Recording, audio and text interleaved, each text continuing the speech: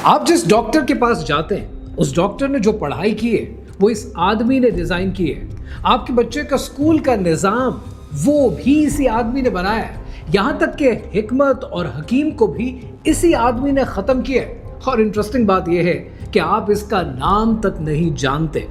दुनिया में कुछ लोग ऐसे होते हैं जिन्हें आप नहीं जानते, लेकिन वो आपकी जिंदगी के हर हिस्से में मौजूद होते हैं। ये आदमी उनमें से एक था।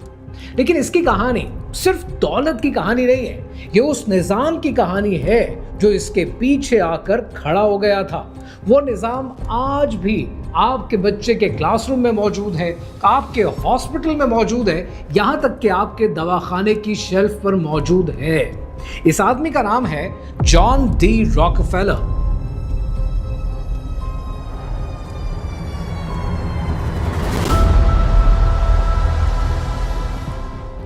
दुनिया का पहला रिकॉग्नाइज्ड बिलियनियर। सवाल यह है कि रॉकफेलर अमीर हुआ कैसे और उसने आपकी इस दुनिया में कौन कौन से सिस्टम्स इंट्रोड्यूस किए हैं जिन्हें आप नहीं जानते। कहानी क्या है, आइए समझते हैं।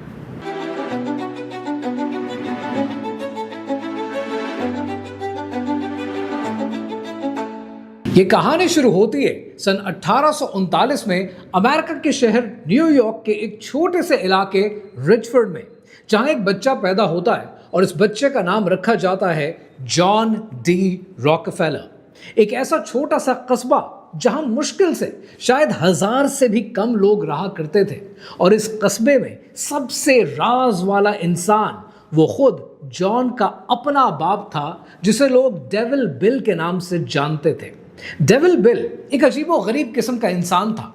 एक बार एक कंपटीशन के अंदर जॉन डी रॉकफेलर का बाप एक भालू जीत कर आ गया। उस भालू को लेकर घर आ गया और उसे ट्रिक सिखाने में लग गया। इतना अजीबो गरीब आदमी था कि रातों रात वो घर से गायब रहता था, कभी हफ्ता भर, कभी महीना भर, और जब आता था तो उसके पास नई गाड़ी होती, तोहफे होते, मुस्कुराहटें होती, और उसको देखकर घर में सब खुश हो जाते। लेकिन ये फैक्ट अपनी जगह मौजूद है कि जॉन के घर में भूख होती थी, सर्दी होती थी, पहनने के कपड़े नहीं होते थे, लेकिन बाप के आने पर सब खुश हो जाते थे। जॉन को बाद में पता चला कि उसका बाप आखिर जाता कहाँ है। उसका बाप दूसरे शहरों में जाता था और नए नाम से नए कारोबार, नए बिजनेसेस किया करता था, और ऐसे शेडी बिजनेसेस कि जिनको आप सुनकर पसंद नहीं करेंगे। वो बीमार लोगों को रंगदार पानी, कैंसर की दवाई कहकर बेचा करता था, और फिर दूसरे शहरों में उसकी अपना घर था, एक अलग बीवी थी, एक अलग जिंदगी जो इसका इंतजार किया करती थी। और एक दिन जब जॉन 10 साल का था तब उसके बाप पर एक औरत की तरफ से एक इल्जाम लगा। कुछ साबित नहीं हुआ, लेकिन पूरा कस्बा हकीकत जानते थे। जॉन के बाप ने घर छोड़ा, नया शहर, फिर एक और नया शहर, और उसके बाद फिर एक और नया शहर। एक छोटा सा लड़का जो खामोश था, जिसकी आंखें खुली थी, वो सब देखता रहा, और देखते ही देखते जॉन बड़ा हो गया और मैन ऑफ द हाउस बन गया। 16 साल की उम्र में जॉन ने स्कूल छोड़ा। घर में माँ, 4 बहन भाई और एक और सिबलिंग ऑन द वे था। अब जॉन को इस घर को चलाने के लिए पैसे चाहिए थे, और वो भी फौरन। उसने क्लीवलैंड के सबसे बड़े ऑफिसेज की एक लिस्ट बनाई, एक एक के पास गया, 6 हफ्ते नॉन स्टॉप, और हर दफ्तर से रिजेक्शन फेस करता रहा। और लोग हंसते थे कि एक 16 साल का लड़का है, ये आखिर करेगा तो करेगा क्या। फिर एक छोटी सी कंपनी को बुक कीपर चाहिए था। उस कंपनी ने सैलरी तक नहीं बताई, जॉन ने भी पूछा नहीं, लेकिन जॉन ने वो नौकरी ले ली और सारी जिंदगी उस दिन को अपने जॉब डे के तौर पर, अपनी बर्थडे के तौर पर मनाता रहा। कुछ महीने के बाद बॉस के हाथ में एक $4000 का चेक आया। उसने तिजोरी खोली और दफ्तर की तिजोरी में वो चेक रख दिया।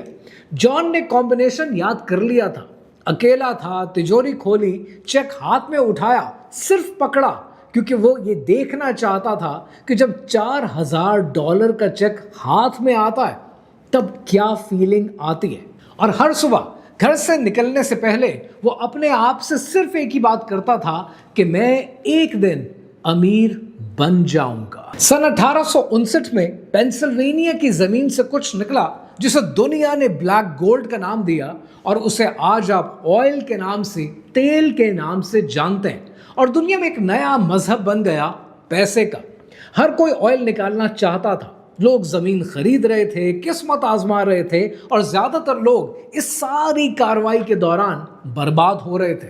जॉन क्लीवलैंड में था, वो सब कुछ देख रहा था, सोच रहा था, पर उसने एक ऐसी चीज नोट की जो किसी ने भी नोट नहीं की कि जो भी तेल निकाले उस तेल को रिफाइन करवाना पड़ता था। मतलब चाहे तेल निकालने वाला जीते या हारे, रिफाइनरी वाला हमेशा कमाएगा।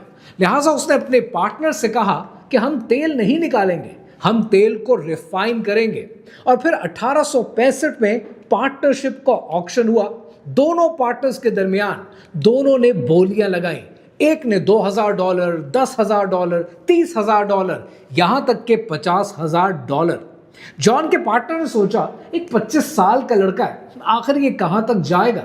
पर जॉन डी रॉकफेलर ने $72,500 की ऑफर दी। पूरा कमरा खामोश हो गया और उसके पार्टनर ने हाथ उठा लिया।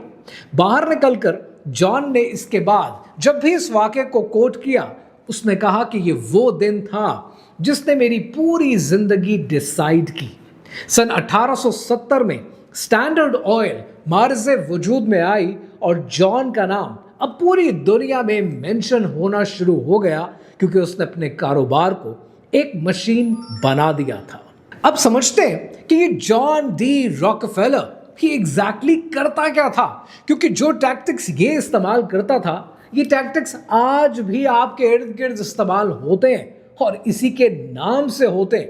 रॉकफेलर रेल रोड कंपनीज के पास गया और उनसे कहा कि मुझे सीक्रेट डिस्काउंट चाहिए हर शिपमेंट पर, और मैं गारंटी करता हूं कि रोजाना 60 कार लोड्स, 60 कार लोड्स तक का आपको फ्रेट दूंगा।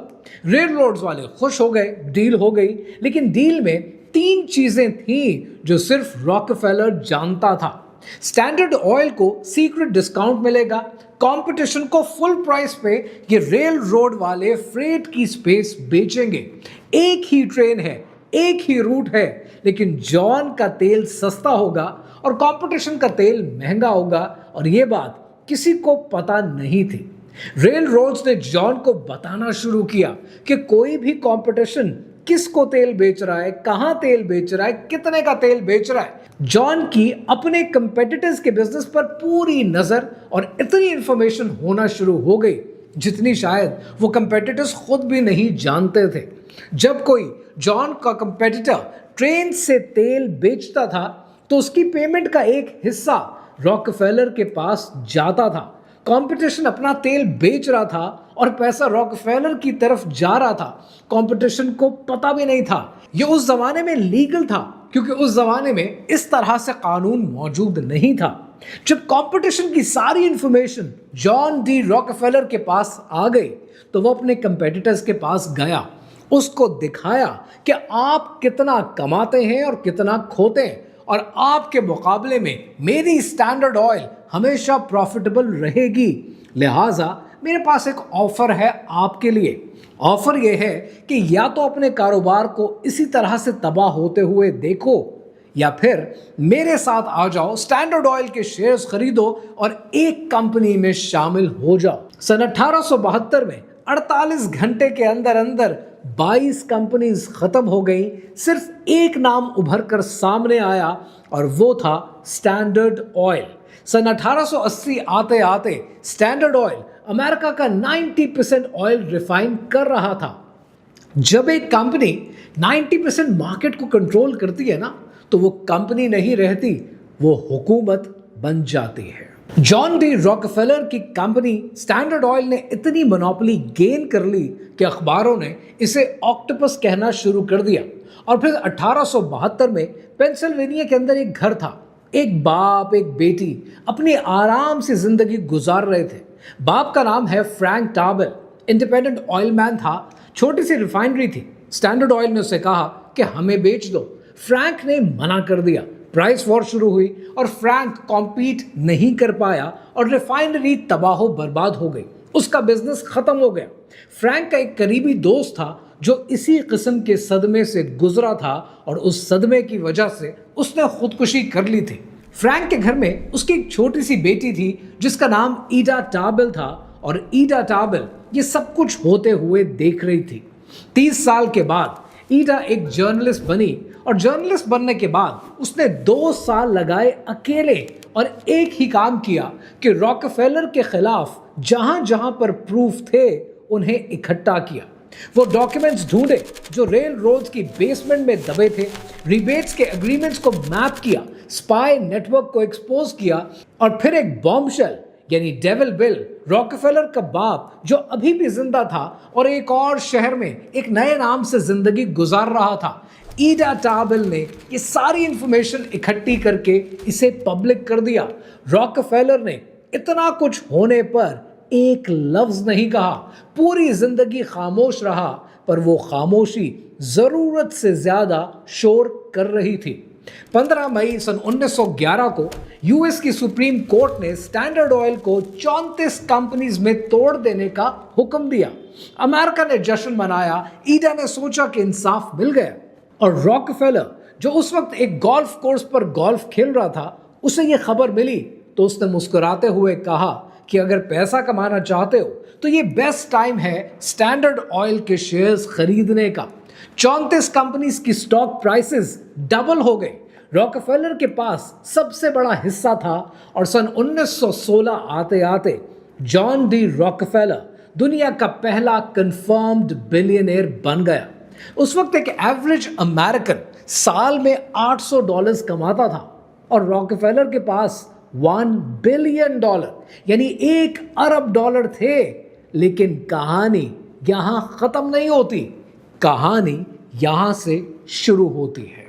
सन 1902 में जब स्टैंडर्ड ऑयल अपने उरूज पर थी, तब रॉकफेलर ने एक नया काम शुरू किया। उसने एक ऑर्गेनाइजेशन बनाई और यह ऑर्गेनाइजेशन एक एजुकेशन बोर्ड था। अब ये सुनने में कितना नोबल लगता है, लेकिन इस बोर्ड के अपने डॉक्यूमेंट्स में जो आज भी पब्लिक रिकॉर्ड में मौजूद है, क्या आप जानते हैं कि क्या लिखा था? वहां पर लिखा है कि we shall not try to make these people or any of their children into philosophers or men of learning or men of science. We have not to raise up from among them authors, educators, poets or men of letters. The task we set before ourselves is very simple. We will organize children and teach them to do in a specific way the things their fathers and mothers are doing in an imperfect way. इस बात को जरा सीधा समझते हैं कि कहा क्या जा रहा है। यहां पर कहा यह जा रहा है कि हम फिलोसोफर्स नहीं पैदा करना चाहते, हम साइंटिस्ट नहीं पैदा करना चाहते, हम आर्टिस्ट नहीं पैदा करना चाहते।